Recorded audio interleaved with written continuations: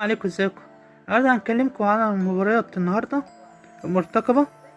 اول مباراة معانا مباراة تشيلسي ومانشستر سيتي على ملعب تشيلسي. المباراة هتتلعب الساعة 6:30 مساء. تشيلسي معاها تشيلسي المركز العاشر معاها 15 نقطة، ومانشستر سيتي المركز الأول معاها 27 نقطة. عايز أكلمكم عن المباراة شوية.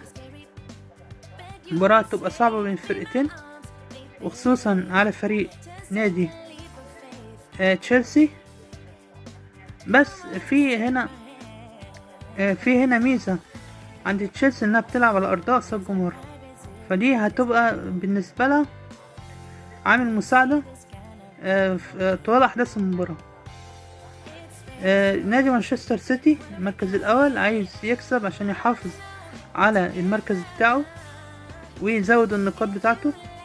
لو كسب النهارده مانشستر سيتي هيبقى 30 نقطة. هجوم مانشستر سيتي وفي هالاند وفي برناردو سيلفا، في لعيبة كتير لعيبة كتير ممكن تخلص المباراة في اي وقت بالنسبة لمانشستر سيتي، مهما تأخروا عن احراز الاهداف، ولكن في الاخر بيعرفوا يسجلوا. فريق تشيلسي بدأ بشكل غريب جدا بشكل وحش، ولكن بعد كده عدل المسار بتاعه وابتدى يكسب وابتدى يلم نقط. توقعات المباراة فوز مانشستر سيتي 2-1 1-0، يعني مش هتبقى نتيجة كبيرة يعني. بس يعني لو تشيلسي كسبت المباراة دي هتبقى مفاجأة يعني، وهيبقى يعني حاجة كويسة بالنسبة لتشيلسي بانه يرجع تاني لمسار الكبار تاني، مسار الفرق الكبيرة. طيب كلامكم عن تاني مباراة معانا في الدوري الانجليزي. ليفربول وبرانتفورد. ليفربول المركز الرابع مع 24 نقطة. برانتفورد مركز التاسع مع 16 نقطة. المباراة هتلعب ان شاء الله او هتذاع على قناة بي ان سبورت 1 برضو، والمباراة هتبقى الساعة 4 مساء. طيب نتكلم عن المباراة برضو دي. ليفربول من الفرق اللي عندها ثبات في المستوى. ميزة ليفربول انها لو ما كسبتش ما تخسرش، وهو ده اللي بيحصل في المباراة الأخيرة. المباراة اللي على أرض ليفربول 90% بتبقى لصالح ليفربول، ولكن المباراة اللي بتتلعب برا اللي بيلعبوها برا يعني ممكن 70% أو 50% بيبقى نسبة الفوز لليفربول، يعني يا بيكسبوا يا بيتعادلوا. خلاص الخسارة قليلة جدا عند فريق ليفربول السنة دي في الدوري، مخسروش كتير. طيب فريق برانتفورد بالفرق اللي موجودة في جدول الدوري الانجليزي، يعني هي المركز التاسع يعني مش بعيد عن مركز الهبوط يعني المركز ده.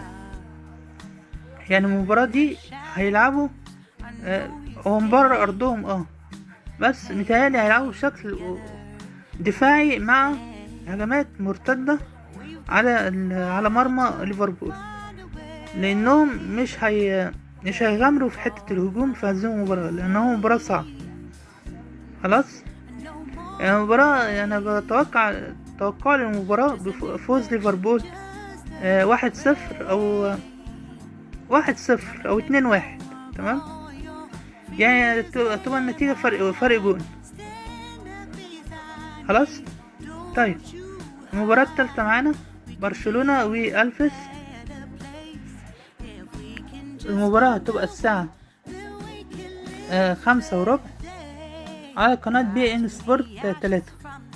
طيب نتكلم عن المباراة دي. برشلونة المركز المركز الثالث في الدوري الاسباني. لازم برشلونة تكسب المباراة دي عشان عشان اي نتيجة تانية سواء خسارة او تعادل هتبعد شوية عن مراكز المقدمة، لان في فرق بعديه بتنافس على في المركز الرابع ممكن تكسب وتاخد منه المركز الثالث خلاص، وممكن كمان يبقى مركز خامس كمان لو خسر. بس انا اتوقع ان برشلونة المباراة دي هتلعب على الفوز زي اي مباراة بتلعبها برشلونة على ارضها مع عامل الارض والجمهور. برشلونة لعب 12 مباراة معاه 27 نقطة، وده من وجهة نظري يعني برشلونة في مركز كويس يعني، وقريب كمان من المركز الثاني والاول كمان. يعني لو كسب ماتشين ممكن ياخد مركز اول يعني. جرونا المركز الاول فريق جيد جدا، الفرق نقطتين عن المركز الثاني اللي هي ريال مدريد. تمام، بعد كده وراهم على طول برشلونة السنة دي فريق جامد، جيد دفاعيا وجيد كمان هجوميا. وزي ما قلت لكم لو ما كسبش مباراة ما بيخسرش. مع السنة دي لعيبة جيدة في الهجوم، في خط الهجوم بيعرفوا يخلصوا المباراة في اي وقت، يحرزوا اهداف في اي وقت. توقعي المباراة فوز برشلونة 1-0 او 2-0. تمام، خلصت معاكم توقعات مباراة النهاردة. وفيديو عجبكم دوسوا لايك واشتركوا في القناة وضغطوا على زر الجرس عشان كل جديد يوصلكم. شكرا.